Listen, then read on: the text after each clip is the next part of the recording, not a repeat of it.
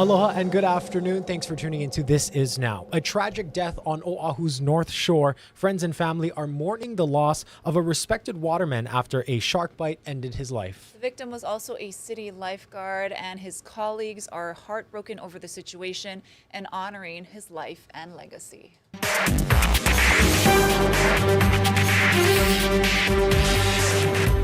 The tragic ocean incident left 49-year-old Tamayo Perry dead. He was a renowned and beloved waterman who joined Ocean Safety in 2016. Acting Ocean Safety Chief Kurt Lager said as a professional surfer, he was known by many around the world. He added his personality was infectious and he was filled with love and aloha. Honolulu EMS officials said they responded to Malaikahana Beach near Kahuku around 1 p.m. for a report of a surfer who had sustained fatal injuries. A spokesperson said the caller told dispatchers the victim appeared to suffer more than one shark bite. Officials said lifeguards used a jet ski to bring Perry's body to shore, and that's where he was pronounced dead. A lifeguard loved by all. Tamayo's personality was infectious, and as much as people loved him, he loved everyone else more. He really loved the ocean. His stewardship of that and his ability to share his knowledge and his experiences in the ocean. Hopefully Tamayo leaves us knowing how revered he was and how respected he was. While the family is requesting privacy at this time, Mayor Blangiardi reiterated a deep sense of gratitude for ocean safety officials, and the investigation is ongoing. New at noon, Hawaii News Now has learned that Milton Choy, the Honolulu businessman who was at the center of the state's largest bribery scandal, has died. Choy was serving a 3.5-year prison sentence. He bribed at least 2 state lawmakers and former Maui County officials for millions of dollars in contracts for his company, H2O Process Systems. His lawyer says Choy was battling cancer. Officials say he was found unresponsive at the Federal Medical Center Butner in Butner, North Carolina, and he was pronounced dead at the hospital. We will have more on this story coming up in later editions of Hawaii News Now. And earlier this morning, Walmart Ke'eaumoku stabbing suspect Kealoha Tapu appeared in court. The 33-year-old allegedly stabbed the Walmart employee in the chest on Saturday, June 15th. Just before that, he also allegedly threatened to kill a security guard at Ala Moana Beach Park. Tapu has been charged with attempted murder and terroristic threatening. His attorney asked his bail to be reduced from $500,000 to $100,000, but that request was denied by the judge and bail remained at $500,000. He's set to appear back in court on June 26th. Chemical attack victim Danying Zhang has received $177,000 in donations for medical bills, rehab, and counseling. The Chinese Chamber of Commerce raised the money through a GoFundMe account. The Marino language teacher nearly died in January when she was doused with sulfuric acid. The suspect, Sebastian McQuan, allegedly chose her at random as a favor to a boyfriend who's charged with a similar crime. In a statement to donors, Zhang said, "Your kindness and generosity have been a source of strength." She's been undergoing physical and mental therapy and has another surgery coming up. McQuan remains in custody at OCCC with his trial set for August. Meanwhile, police are searching for a gunman after a shooting in Kaneohe. It happened early yesterday around 2:45 a.m. The victim is a 32-year-old man. He suffered a gunshot wound and was treated at a medical center. There have been no arrests made so far, and an attempted murder investigation is underway. Today marks 2 years since the U.S. Supreme Court issued its decision in the Dobbs versus Jackson's Women's Health Organization case, and that was a decision that effectively overturned the previous Supreme Court Roe versus Wade decision, sending the issue of abortion rights back to the states. Nicole Skanga has more. Abortion rights advocates protested outside the Supreme Court to mark 2 years since the conservative majority overturned Roe versus Wade. Why are you here today, Jane? I'm here because I'm tired of my rights being stripped away from me, and I am angry. Anti-abortion rights demonstrators were also on hand, murderers! Saying the Dobbs decision protects life.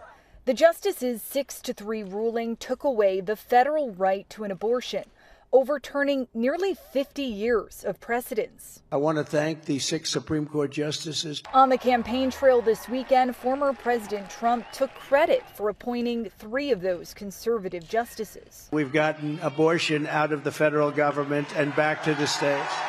A new CBS News poll shows around 2/3 of Americans are concerned that pregnant women are more at risk in states where abortion is mostly illegal. Riley Foster is from Indiana, one of the 21 states that have enacted restrictive abortion laws in the wake of the Dobbs decision. I feel alienated from my state, and I see it as a fight for women's independence and their autonomy. Foster was on hand to hear Vice President Kamala Harris speak about reproductive rights in Maryland Monday. Donald Trump thinks the government is in a better position to tell women what's in their best interest. But Joe Biden and I trust women. The Biden campaign believes abortion rights will resonate with voters this November. Good morning, Richmond! And has organized dozens of events around the country to highlight the issue. Nicole Skanga, CBS News, the Supreme Court. Also out of the U.S. Supreme Court, they're agreeing to take up a case involving care for transgender youth. The High Court announced it will review the constitutionality of a Tennessee law banning gender-affirming care for transgender minors, such as puberty blockers and hormone therapy. These are teens who identify as transgender who are saying, but if I didn't identify as transgender, then some of these treatments would be available to me. So this is a violation of the 14th Amendment Equal Protection Clause. You're treating similarly situated people differently, and you don't have a good enough reason to do so. The outcome of this case could have a nationwide impact since more than 20 states have enacted laws restricting treatments for transgender youth in recent years. Arguments are set to take place in the fall. Turning to the presidential race now, the first general election debate between President Biden and former President Trump is just 3 days away. Kelly O'Donnell has a preview. Debate week is here. Will anybody be watching the debate on Thursday night? President Biden in extended prep sessions at Camp David. Mr. President, how is debate prep going?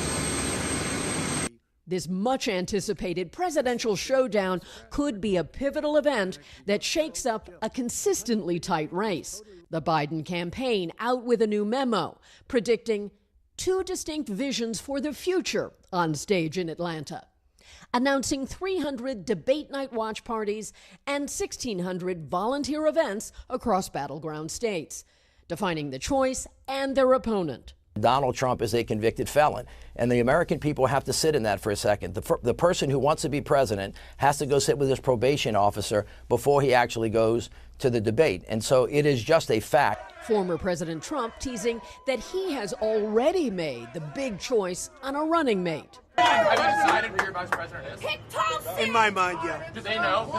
No, nobody knows. North Dakota Governor Doug Burgum is on the VP shortlist. He's got a lot of great choices, and I think everybody, the whole country maybe knows my background, which is both success in business and success as in the executive branch as governing. Today is the 2nd anniversary of the Dobbs decision that ended a national right to abortion. The First Lady campaigned Sunday arguing that reproductive rights will be decisive. Women put Joe Biden in the White House, and women are going to keep him there. The group representing Israel's hostages and their families released a video today of Hamas kidnapping 3 Israelis at the Nova Music Festival on October 7th. We want to warn you, the video is graphic. Part of the video shows Hirsch Goldberg Polin and Elijah Cohen in the back of a pickup truck. They're surrounded by militants wielding assault weapons. The Hostages and Missing Families Forum published the video today. The release comes after the group condemned Israeli Prime Minister Benjamin Netanyahu's suggestion that Israel could strike a partial deal to free some but not all of the hostages. Netanyahu's office issued a statement seeking to clarify his comments, saying he will not leave Gaza until all hostages are returned. At least 16 people were killed Monday when a fire broke out inside a South Korean battery plant. The fire began when a series of battery cells exploded inside a warehouse in Seoul, containing some 35,000 units. What sparked the explosions has not yet been determined. Along with those killed, at least 2 others also suffered serious injuries, and officials say 23 more workers are said to be missing inside. Check your freezers for these oysters. They are the subject of a recent warning from the FDA of potential norovirus contamination. The Korean product from Central Fisheries Company Limited were sold here in Hawaii and have a harvest date of February 28, 2023 from designated area number 2. If you have any of these products, you should get rid of them. For years, a Maui family has turned tragedy into advocacy after a drunk driver claimed the life of one of their own. But as Eddie Dowd reports, a big milestone this year is being tainted by a grim reality. It's my crib. Hannah Brown was a vibrant 19-year-old full of energy and life. This Sunday marks 5 years since her death by someone driving under the influence.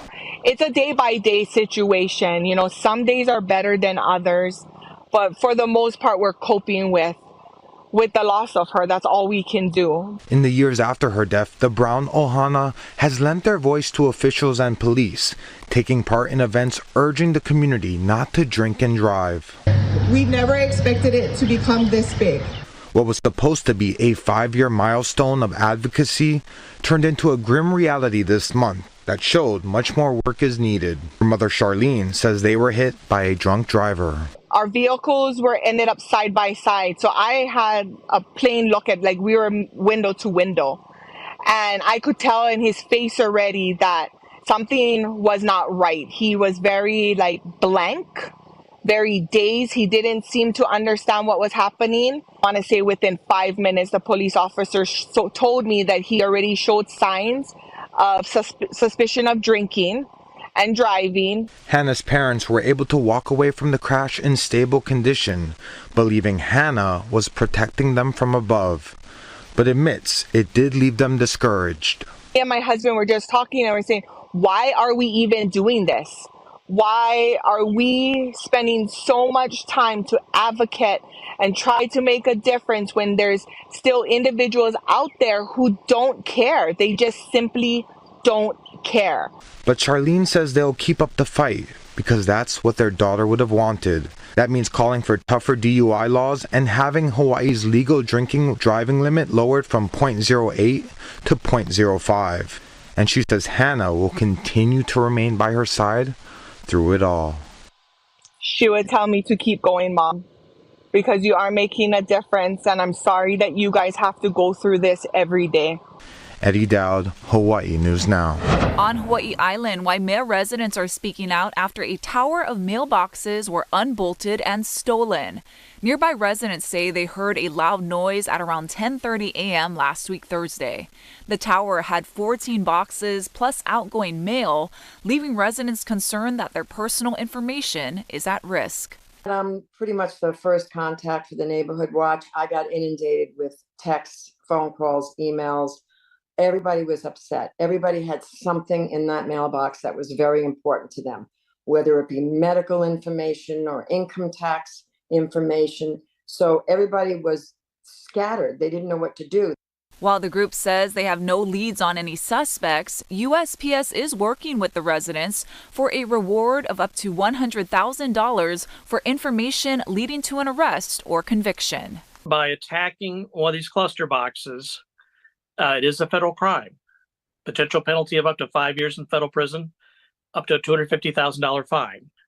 We work very closely with our local partners. Hawaii County Police say the investigation is still ongoing at this time. The group says they ordered a new tower plus cameras and are discussing potentially adding a gate.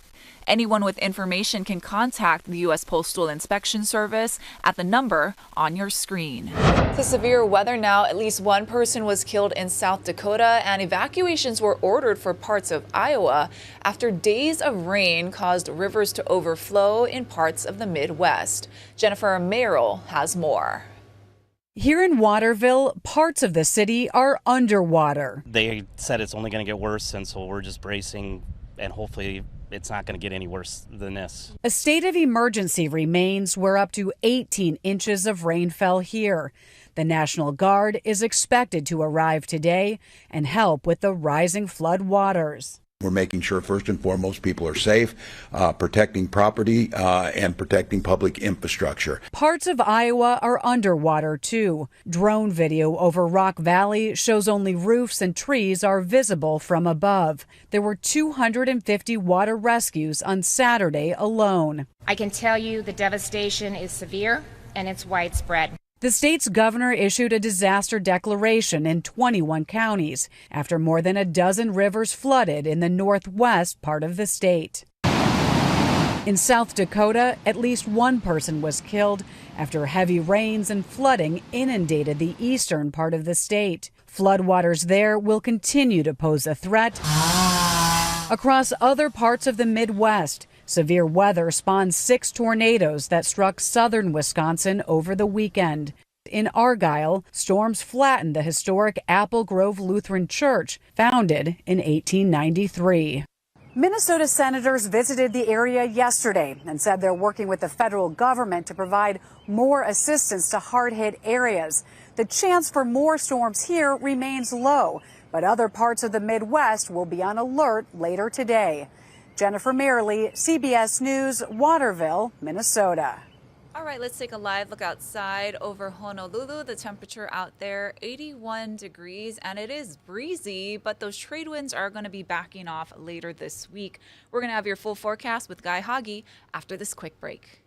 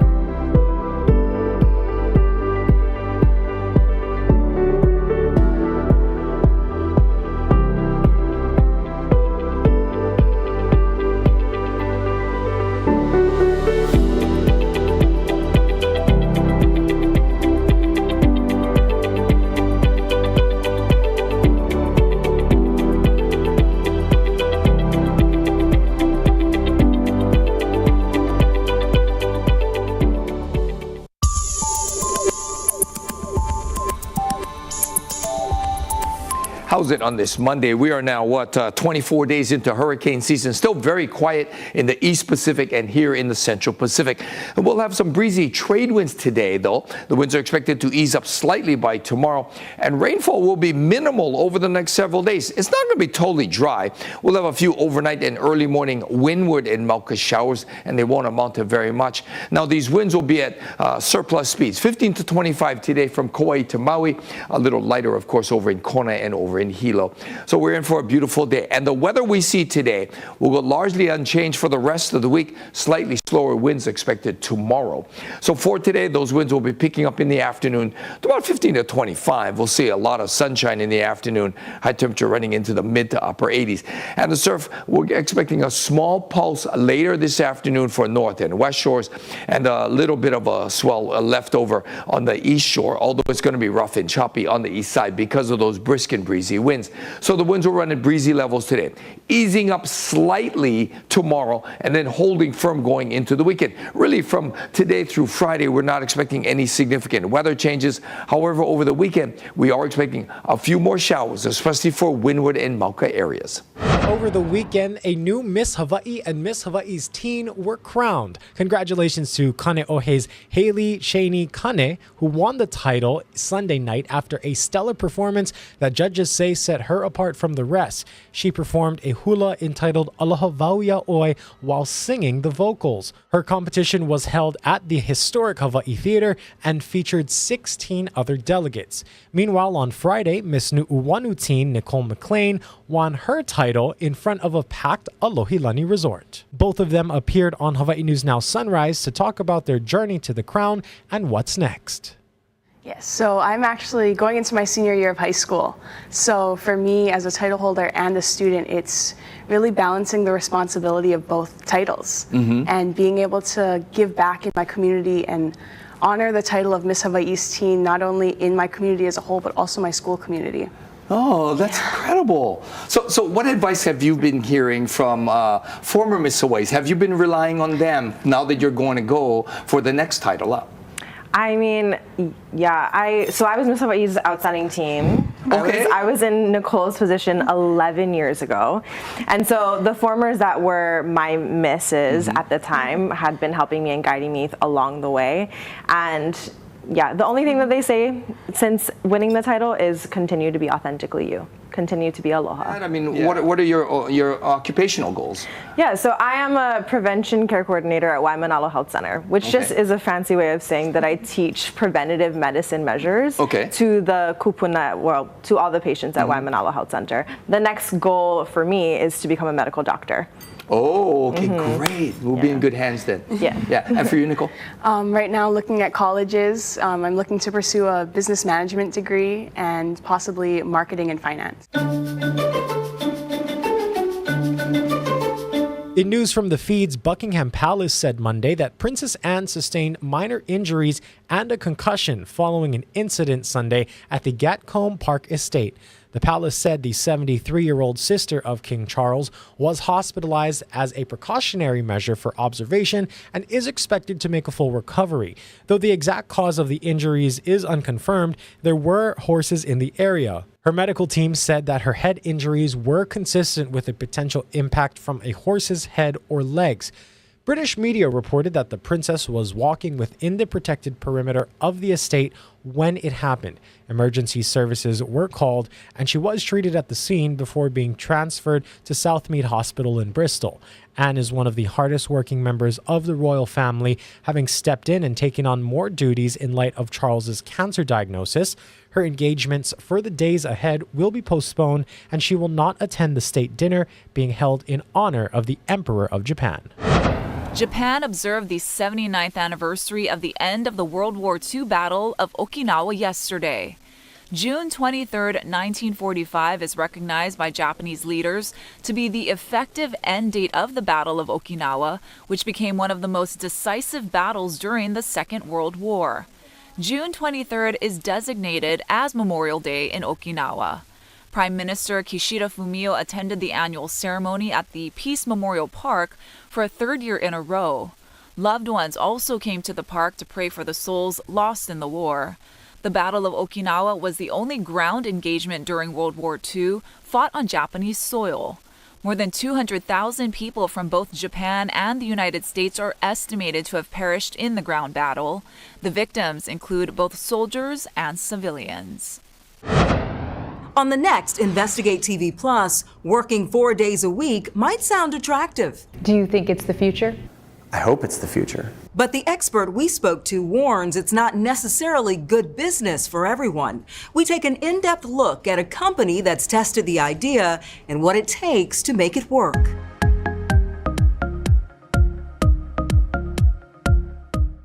If you can't pay full price for pizza, no problem.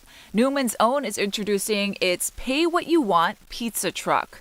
Customers can try the company's pizza offerings, pay what they like, and the money goes to the Newman's Own Foundation to benefit children in need.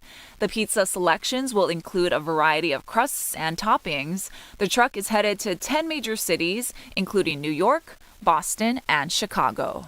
Pay what you want pizza. That sounds like a good approach to it. I'm here for it.